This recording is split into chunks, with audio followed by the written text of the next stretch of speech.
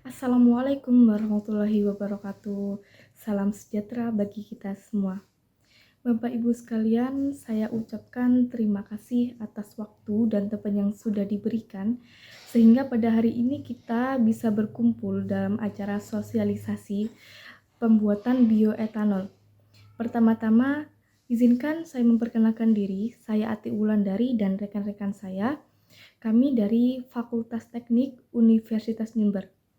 Kehadiran kami di sini akan mensosialisasikan bagaimana cara pembuatan bioetanol. Baik Bapak Ibu sekalian, langsung saja masuk di pembahasan mengenai bioetanol. Jadi bioetanol merupakan bahan bakar alternatif yang terbuat dari tumbuh-tumbuhan. Tumbuh-tumbuhan yang dijadikan bahan baku dari bioetanol tidaklah susah untuk dijumpai. Itu bahkan sangat mudah. Tetapi tidak semua tumbuh-tumbuhan bisa dijadikan bahan baku dari bioetanol. Contoh-contoh tumbuhan yang bisa dijadikan bahan baku dari bioetanol itu mengandung beberapa kandungan.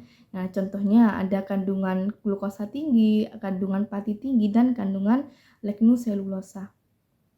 Contoh-contoh dari tumbuhan yang bisa dijadikan bahan baku bioetanol dan mengandung kandungan-kandungan yang saya jelaskan tadi, yaitu ada tebu, ada mangga, terus ada jagung, dan sejenis ubi-ubian lainnya. Tetapi tidak semua ya Bapak Ibu tumbuh-tumbuhan itu mengandung kandungan yang saya jelaskan tadi. Itu beberapa tumbuhan yang bisa dijadikan bahan baku bioetanol dan sangat mudah kita jumpai di lingkungan sekitar kita. Oke, baik Bapak Ibu sekalian. Jadi tadi kita telah mendengarkan tentang apa itu bioetanol dan juga bahan apa saja yang dapat kita gunakan sebagai bahan dasar pembuatan bioetanol. Selanjutnya di sini saya akan membahas tentang bahan dan alat serta cara kerja atau cara pembuatan dari bioetanol sendiri. Yang pertama saya akan membahas bahan dan alat. Bahan yang kita butuhkan di sini ada NPK, ada ragi, ada gula pasir, ada aquades dan juga ada mangga. Nah, yang kedua di sini kita membutuhkan alat. Yang pertama ada kompor, ada panci, ada pisau, ada saringan, ada wadah, ada sendok, ada gelas ukur, ada selang dan juga ada 2 botol. Kita lanjut masuk ke cara pembuatannya. Yang pertama itu mangga kita kupas bersih, lalu kita potong dadu dan kita rebus dalam aquades selama 130 menit. Setelah itu kita dapat saring antara sari buah dan ampasnya. Nah, setelah kita dapatkan sari buahnya itu kita tambahkan NPK dan juga gula pasir. Setelah itu kita sisihkan, masukin ke botol pertama itu 200 ml dan di botol kedua tuh 800 ml. Nah, setelah kita pisahkan yang 200 ml itu sebagai fermentasi dan yang 800 ml itu sebagai stok sari buahnya. Setelah itu di dalam starter yang 200 ml itu kita tambahkan ragi. Lalu kita inkubasikan dalam kondisi anaerob selama 24 jam. Setelah itu kita beri serang pada starter yang 200 ml itu dan dihubungkan dengan botol yang berisi air kapur.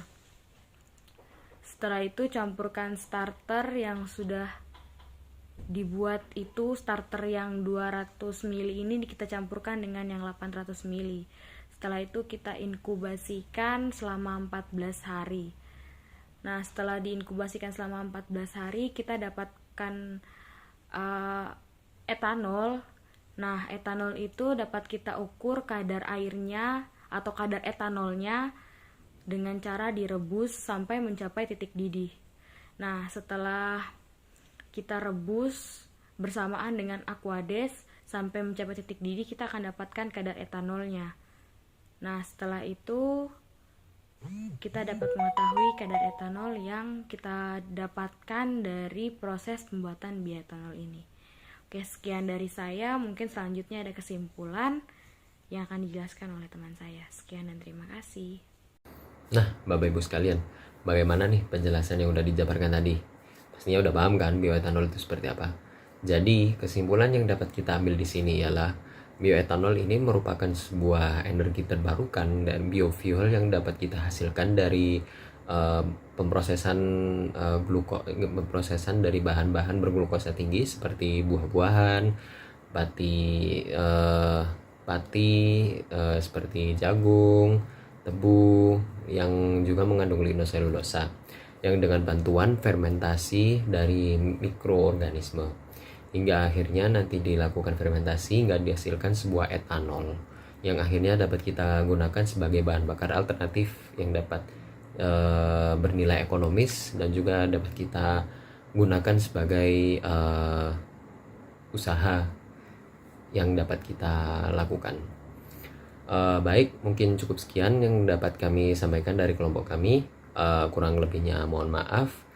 Sekali lagi terima kasih Bapak Ibu telah mendengarkan apa yang telah kami sampaikan. Semoga kedepannya bermanfaat dan mungkin dapat menjadi ladang usaha bagi Bapak Ibu sekalian, dapat membantu Bapak Ibu sekalian untuk mengetahui dan lebih memanfaatkan apa yang ada di sekitar kita, lalu kita manfaatkan agar lebih bernilai ekonomi.